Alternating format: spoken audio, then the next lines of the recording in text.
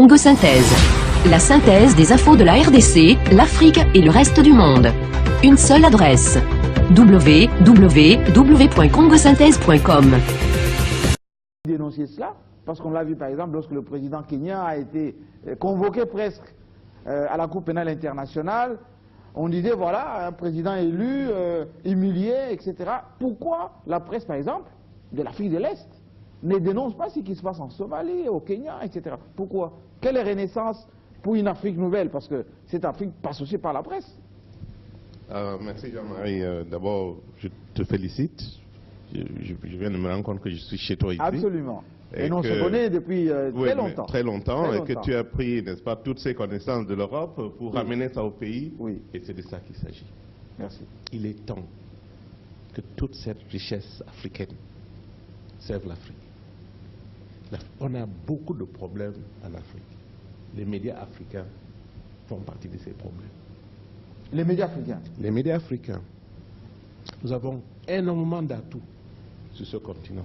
Et les médias africains en font partie. C'est ça le drame. Il y a ces contradictions. Il y a ces contradictions. Oui. Il est temps qu'on mobilise cet instrument de transformation que nous avons, qu'on appelle les médias, pour l'Afrique. Mais le problème commence avec les professionnels des médias. Est-ce qu'ils ont compris leur rôle? Il y a quelques patrons qui ont compris, il me semble. Mais crois-moi, au Kenya comme partout ailleurs, la plupart continuent à nous donner le discours des Occidentaux. Oui, vous êtes là pour tirer sur les ceux qui vous gouvernent. Vous êtes là pour divertir les gens. Vous êtes là pour... Enfin, ils nous racontent des histoires comme ça. Oui. Et c'est ça qui est resté dans les esprits. Mais pourquoi les médias... Personne n'a parlé du développement de ce continent. Le développement de l'Afrique passe par tous les aspects de la vie sociale. Quel est le rôle que les médias doivent jouer dans le développement de l'Afrique? Pourquoi les médias sont absents dans ce domaine? Imaginez-vous, quand l'Amérique, aux États-Unis, pays de liberté de presse et d'expression et ainsi de suite, quand il y a un problème qui concerne le gouvernement, quand ce problème c'est Obamacare, ou c'est l'immigration, ou le problème d'immobilier et tout ça, c'est d'abord la Maison-Blanche, le Congrès et les médias qui en parlent à qui veut l'entendre.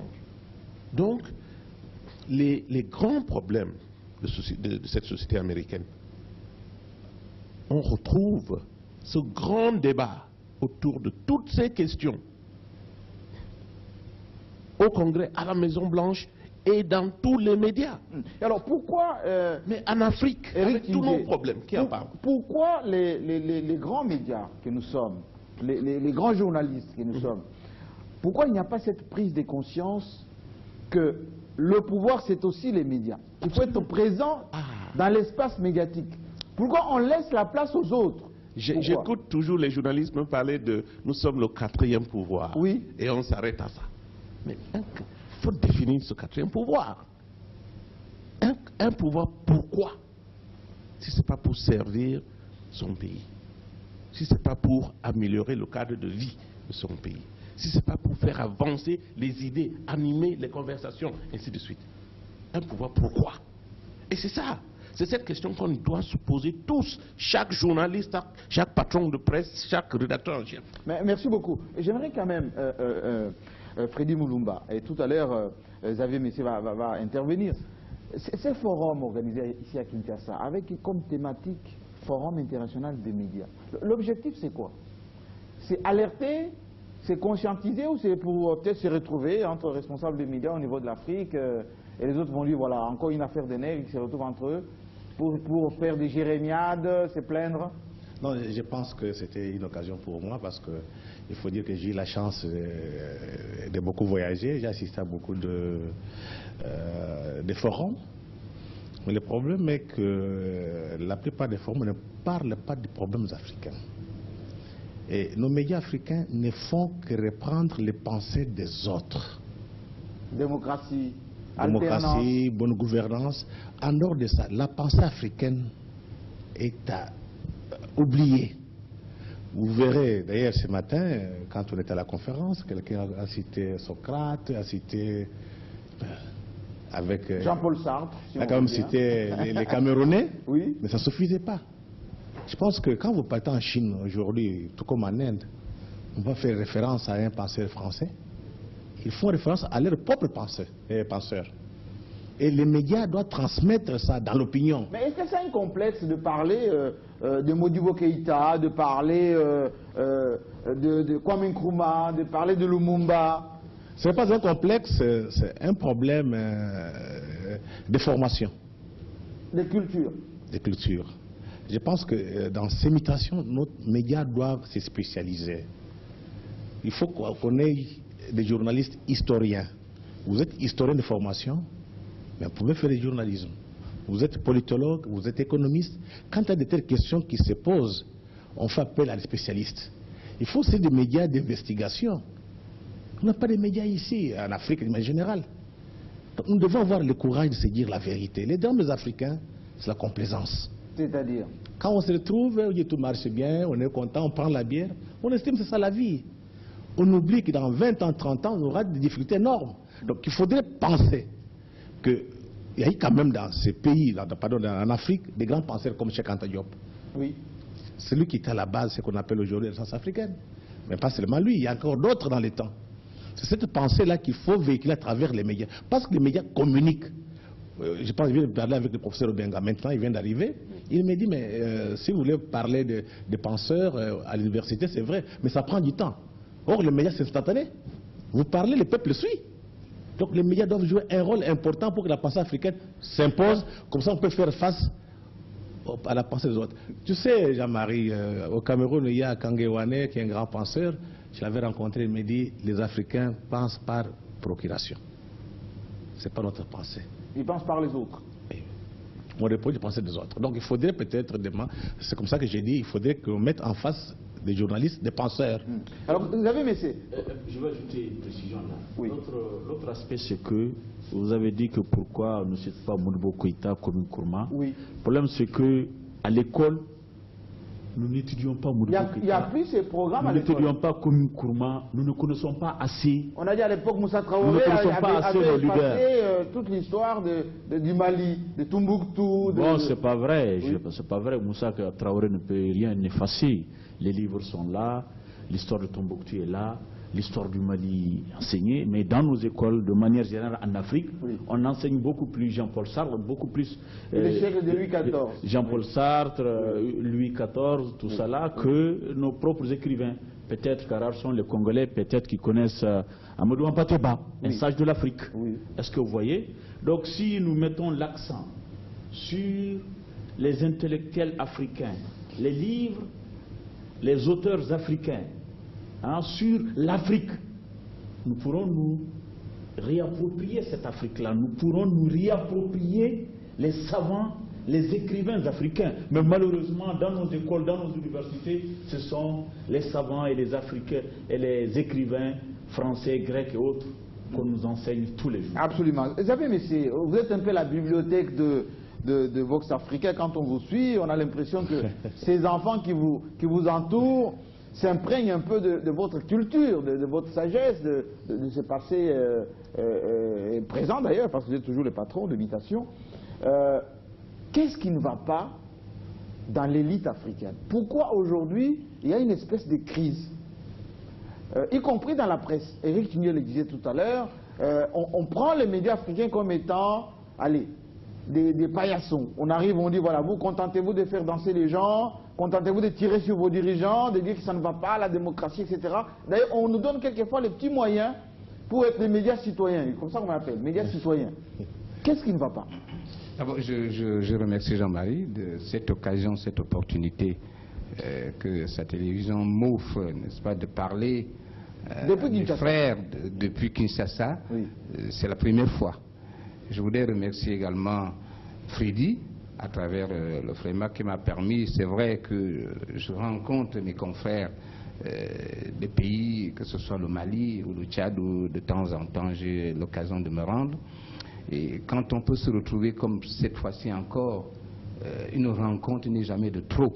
Et ça nous permet toujours de confronter nos idées et de savoir, de mesurer ce que nous pouvons faire, les actes que nous pouvons poser pour que nous puissions apporter notre contribution pour la construction de l'Afrique, comme le mot est à la mode, pourquoi pas la renaissance africaine. Donc je voudrais, après avoir dit cela, vous me surestimez certainement. Vous savez, si je suis quelque chose un tout petit peu, puisque vous le dites, c'est surtout à mes étudiants, n'est-ce pas, qui sont des journalistes, et j'ai la chance de travailler avec eux. Ce n'est pas l'inverse. J'ai la chance de travailler avec eux, et une fois qu'un de mes journalistes est à la salle de rédaction, il travaille pour deux raisons. Il veut me faire plaisir, montrer que la contribution, la modeste contribution que j'ai apportée pour sa formation, il peut l'exercer. Il travaille aussi pour se mesurer à lui-même, pour savoir si vraiment il accomplit sa tâche. C'est pour cela que c'est avec plaisir que je retrouve toujours, sans complexe aucun,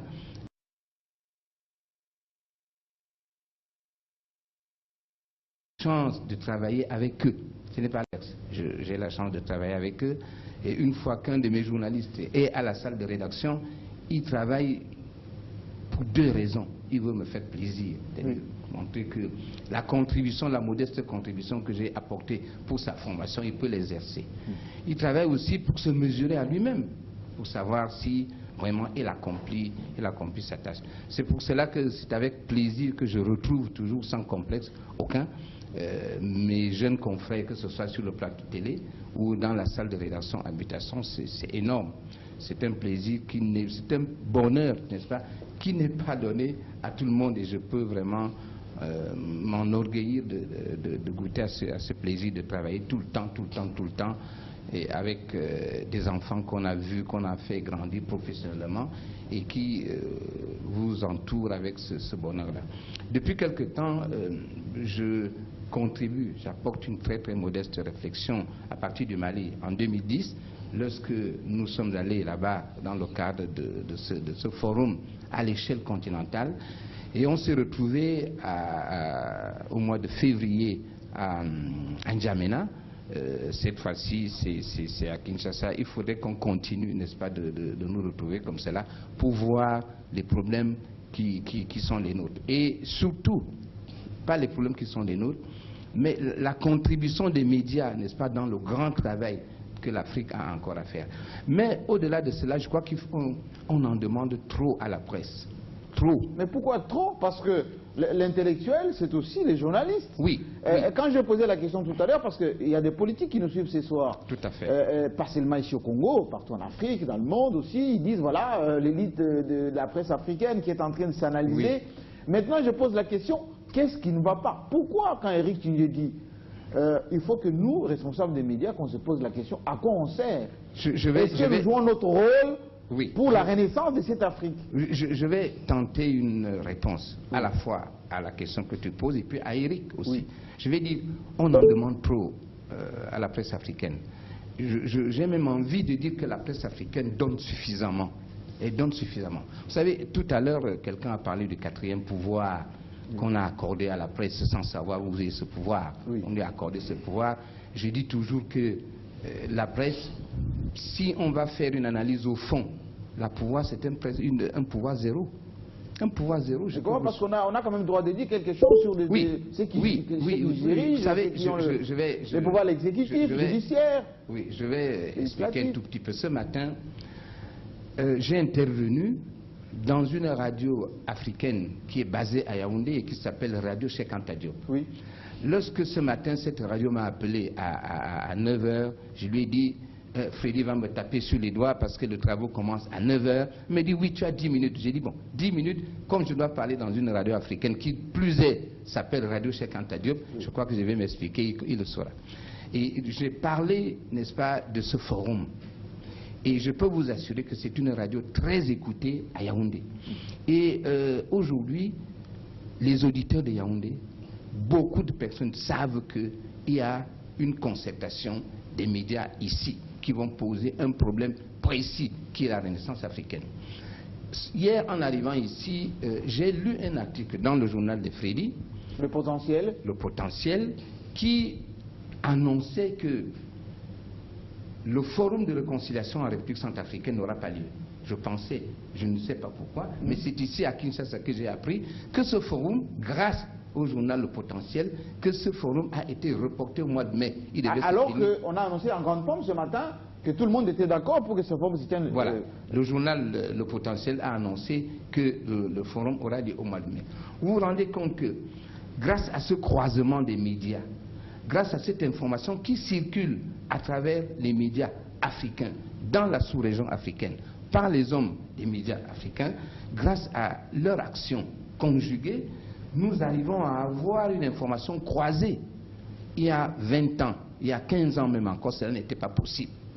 Aujourd'hui, cela est davantage possible. Ça veut dire, à partir de mon téléphone, je vais communiquer régulièrement avec Yaoundé, avec Douala, ce que nous faisons ici. Voilà ce que la presse peut faire. Aujourd'hui, la presse est en train de s'approprier ce que nous faisons à Kinshasa aujourd'hui et demain encore. La presse s'approprie, n'est-ce pas, du thème de la Renaissance africaine. Qu'est-ce qu'elle peut faire? Elle fait largement ce qu'elle peut faire, ce qu'elle doit faire. Elle prend le discours des politiques, des intellectuels. Nous avons écouté, je me suis régalé ce matin. Oui. Je me suis régalé ce matin à écouter deux professeurs de haut niveau, oui, n'est-ce pas, professés. J'avais envie de leur demander de ne pas arrêter, n'est-ce pas, le professeur Kamana. Kamana, puis, oui. C'était excellent. Donc, qu'est-ce que la presse doit faire? La presse récupère ce discours qui est tonifiant, qui est structuré, qui est encourageant, qui est panafricaniste. La presse se récupère. Elle va occuper ses colonnes de ces discours. Elle va occuper ses antennes de ces discours, que ce soit les antennes de radio. Mais elle ne peut pas influer, le patron ne peut pas avoir une ligne éditoriale plus c'est là où je remets en cause, n'est-ce pas, le pouvoir qu'on lui accorde. Parce que dans un pays, ce n'est pas moi qui le dis, l'un des penseurs de la pensée africaine, le père, je dirais, Padmore, George Padmore, qui a eu pour élève Nkrumah, qu'on cite ici abondamment. Qu'est-ce que Padmore dit? Quand il n'y a pas de relais, la pensée meurt. Elle meurt et se meurt. Cela veut dire que pour que la presse africaine joue pleinement son rôle, il faut que les autres acteurs de la société jouent leur rôle. Autrement dit, il faut que les politiques... Autrement dit, il faut qu'il y ait des relais. Oui. Les politiques doivent jouer leur rôle. Ici, la presse fait son travail, elle fait son boulot, pour parler comme tout le monde, oui, elle fait son boulot. Et lorsqu'elle fait son boulot dans l'indifférence totale des politiques, lorsqu'elle fait son boulot dans l'indifférence totale des syndicats et des associations et de la société civile, on va dire, on risque de dire, cela risque de dire, le chien aboie la caravane. Merci beaucoup. Eric, il faut quand même réagir par rapport à ça, parce que je voyais fausser les sourcils. Est-ce que, quand Xavier Messier dit, non, nous on fait déjà notre travail, c'est déjà beaucoup comme ça, il faut que les politiques fassent le leur, la société civile aussi. Mais dans le cas du Mali, pourquoi on a laissé à RFI jouer le rôle omniprésent? On a laissé à la BBC des éditions spéciales sur le Mali. C'est comme si au Mali, il n'y avait pas de journalistes. En fait, c'est ça la question, Jean-Marie. Oui. Enfin, tu mets du doigt non. sur le problème. Mais laisse-moi dire ça. Qui répond et puis vous allez intervenir. Oui. D'abord, ce monsieur, je le connais depuis 30 ans peut-être. Hein. Oui. Je l'ai vu arriver. Vous avez mis oui, je l'ai vu arriver de Paris. C'est une bibliothèque vivante. Il y a 30 ans, tout jeune et tout. Et, oui. Et il est modeste, hein. Oui. Enfin. Il dit que la presse africaine joue pleinement son rôle. Oui. Je le défie ici. Trouve-moi ce pays africain où tu arrives, tu passes 2 semaines et tu saisis, n'est-ce pas, de tous les grands problèmes de la société. C'est la presse qui doit communiquer ces problèmes, c'est la presse qui doit enrichir. Il y a une démission ou un travail partiellement fait? Il peut y avoir une émission par-ci, par-là, oui, mais en restant dans... Je dis, j'ai fait tous les pays africains. J'étais patron de la communication de la Banque mondiale. Je circulais dans toute l'Afrique. J'ai resté, puisque à la Banque mondiale, je voyais les problèmes du continent, de chacun de nos pays. Je viens, je reste 2 semaines. Je lis les journaux, j'écoute la radio. Je dis, mais comment ces gens passent à côté? Je suis au Kenya, où il y a des grands journaux. J'étais très content d'aller au Kenya il y a 9 mois. Mais au bout de 3 semaines, je ne lisais plus les journaux. Pourquoi? Il n'y a rien dedans. Mais pourquoi la presse, elle reste dans les caniveaux? Pourquoi la presse reste de traiter des petits problèmes au quotidien au lieu de... Politique du matin au soir, de lundi à lundi, c'est impossible. Le Kenya a des problèmes de nutrition, les problèmes de sécurité, les problèmes d'infrastructure, les problèmes d'énergie, les problèmes de santé. Oui. Ah, il faut attendre de voir s'il y a des grandes idées qui sortent dans les journaux kenyans. Tu vas attendre jusqu'à... Polémique sur polémique. Polémique sur polémique. C'est ça le problème. Alors, donc, en fait, quand il dit pouvoir zéro, c'est vrai. Pourtant, ils sont le 4e pouvoir. Donc on a un pouvoir qu'on n'exerce pas. Absolument. Alors au Mali, pourquoi expliquer que, même jusqu'à aujourd'hui, on a l'impression que si ce n'est pas dit par RFI, si ce n'est pas dit par la BBC, CNN un peu timidement parce qu'il laisse quand même la presse francophone faire le travail, les journalistes maliens, ils ne s'occupent pas de leurs problèmes. Quand il y a eu l'attentat dans Bamako, eh ben, on a eu l'information que par ces médias-là. Bon, est-ce que c'est par manque de moyens?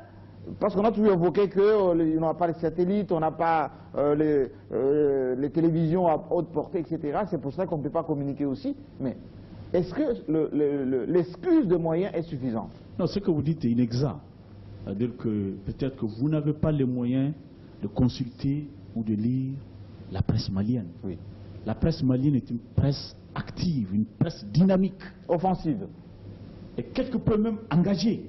Surtout dans la situation que nous vivons, la situation de l'insécurité, oui, la lutte contre les djihadistes, oui, la presse malienne dans son ensemble, pro-gouvernementale ou pro-opposition, elle est engagée. Et la presse s'intéresse aux problèmes sécuritaires. Maintenant... Est-ce qu'elle est étouffée dans son déploiement? Pas du tout. Bon, elle est étouffée quelque peu, parce que quand vous parlez de RFI, RFI est un média chaud. À la minute près, elle annonce l'information. Elle annonce l'information. C'est un média très chaud. Est-ce que tu vois? Oui. Et RFI a l'avantage souvent d'être avec l'opération Serval, l'opération Barkhane. Nous, les journalistes maliens, nous n'avons pas cette possibilité. L'accès donc à l'information. L'accès à cette information dans le nord-est de notre pays. Heureusement, ces derniers temps, avec le nouveau gouvernement, et surtout le nouveau porte-parole du gouvernement, Choguel Maïga, oui, très honnêtement, chaque fois qu'il y a un incident, une petite attaque, à la minute, les journalistes sont convoqués, on leur donne l'information. Avant, on donnait la primeur aux médias étrangers, à RFI. Les médias nationaux se sont toujours plaints de cette situation. Oui. Je pense qu'il y a un changement avec le nouveau gouvernement. Nous avons la primeur avec RFI. RFI est convoqué en même temps que nous. Oui. On nous donne ensemble l'information. Mais Monsieur le Président, au Tchad, on a vu cette situation où, à un moment donné, il y avait un opposant qui avait disparu. Enfin, je ne sais pas son nom déjà, l'opposant qui avait disparu. Voilà, exactement. Et c'était devenu une information qu'on ne devait tirer que de l'étranger. Et souvent, les médias africains refusent d'être avec les gouvernants parce que les gouvernants, on va dire qu'ils sont déjà achetés par le gouvernement, donc ils ne peuvent pas être objectifs. En réalité, quand on voit RFI avec Serval, dans la suite de Hollande, on trouve que c'est normal. Mais quand on voit un journaliste africain dans la suite d'un chef d'État ou d'un ministre, on trouve que c'est un média du pouvoir, donc ce n'est pas crédible. Est-ce que cette question, vous la traitez aussi au Tchad? Est-ce que cette question de dire, il faut qu'on soit aux côtés de ceux qui sont dans l'action, comme pendant la guerre du Golfe, par exemple, on a vu les journalistes entrer dans les chars, accompagnant ceux qui font la guerre. Est-ce que cette question d'émanciper un peu le mental du journaliste pour qu'il soit auprès de l'actualité? En fait, c'est le travail que nous faisons maintenant. D'abord, dans le cadre de la société de la presse privée que je préside, oui, et dans le cadre de ce que je fais comme directeur du journal Le Temps. Nous avons, par exemple, pour la guerre du Mali, pour l'exemple du Mali, nous avons été pratiquement sur tous les champs de bataille. Et nous avons, avec les militaires tchadiens, nous étions embarqués dans les chars, les hélicoptères. Je pense que très peu de journalistes des pays africains ont fait ce que nous avons fait. C'est ce que nous faisons actuellement aussi au niveau du Nigeria. Donc nous faisons une très large couverture de la situation au Nigeria, jusqu'au point où nous avons 2 confrères qui ont été transpercés par des balles, heureusement qui ont été récupérés très vite par un hélicoptère de l'armée tchadienne, évacués sur Yaoundé, et ils ont dû sauver une extrémiste. Donc, sur ces points, nous faisons... vous l'avez dit tout à l'heure, vous avez continué, que quand les Tchadiens font du travail, on l'a vu aussi en Centrafrique, hein, quand les Congolais font du travail, etc., c'est plutôt l'armée française qui dit on a sécurisé, on a récupéré, etc. Au Mali, c'est à peu près la même chose. Hein. Il y a eu beaucoup de Tchadiens qui étaient sur le terrain, qui ont fait beaucoup de travail là-bas. Est-ce que cette visibilité des troupes africaines, de l'action africaine, parce qu'il y a beaucoup d'écrivains africains qui publient, parfois on dit que ce n'est pas eux, c'est les autres, etc. Est-ce que cette question-là est bien traitée par la presse, au niveau du Tchad par exemple? De dire que c'est les Tchadiens qui ont conquis des territoires, qui ont maintenu l'ordre, etc. Mais justement, avant, nous n'avons pas perçu ça. Nous avons la récupération. Voilà, nous avons vu que, en fait, le travail était fait par nous, par nos